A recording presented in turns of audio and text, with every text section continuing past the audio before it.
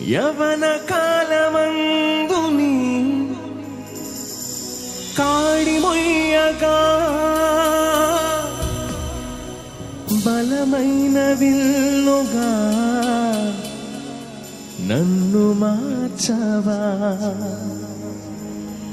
యవన కాలమందుని కాడి మొయ్యగా